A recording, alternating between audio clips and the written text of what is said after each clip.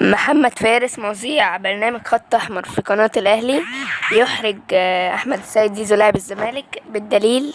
يصرح زيزو إن جمهور الزمالك بيشجع الزمالك عشان يكسب بطولات مش عشان بيكسب بطولات، واحتفال الزملكاوية بالتصريح على طريقة هتبقى تاني بطولة السنة دي بعد كأس الكرامة. فعايز أقول إن في قاعدة بتأهل إنك تحقق إنجازات وهمية لأنها مبنية على خيالات، إنما صعب تحقق إنجازات حقيقية لأنها محتاجة تعب.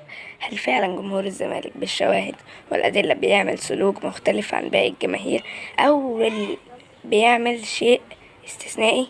هل زيزو يعرف إن الأهلي بعد 9 مواسم متتالية بيحقق فيهم الدوري من 1949 ل1962؟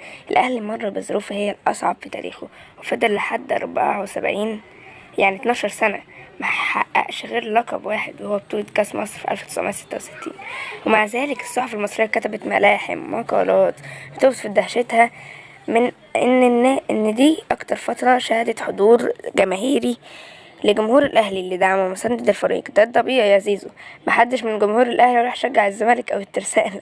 هل يا زيزو جمهور الزمالك زي جمهور ليفربول اللي بعد ما كان الأكثر حصولا على بطولة الدوري فضل 30 سنة ما ياخدش الدوري، ومع ذلك جمهوره كان متوسط حضوره في المباريات على ملعبه في الأنفيلد ما يقرب من 53,000 مشجع من أصل 54,000 اللي هي ساعة الاستاد أصلا؟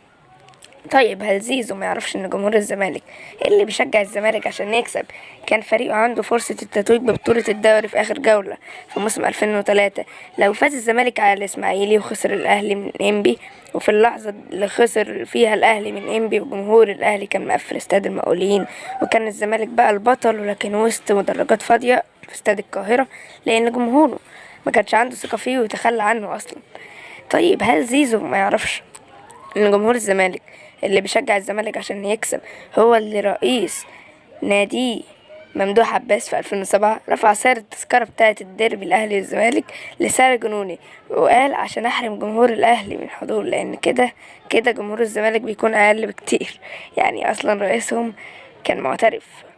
طيب هل زيزو ما يعرفش ان جمهور رينجرز اقوى فرق اسكتلندا واللي حقق 54 دوري واللي قررت رابطة الاندية هبوطه للدرجة الرابعة في 2012 بسبب ازمته المالية وصعد للدوري تاني بعد 4 سنين، وجمهوره كتب معاه ملحمة للتاريخ في نسبة حضوره معاه في كل ماتش لعبة في الدرجة الرابعة والتالتة والتانية لحد ما صعد تاني للدرجة الأولى؟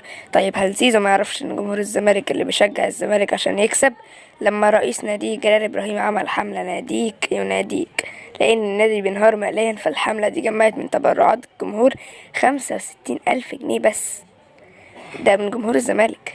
طيب هل زيزو ما سمعش علي جبر؟ هل زيزو ما سمعش علي جبر وهو بيقول قبل ما ناخد بطولة الزملكاوية كانوا مختفيين لدرجة اني كنت بلاقي اللي اعرفهم اهلاوية والزملكاوية ظهروا لما بدأنا نكسب؟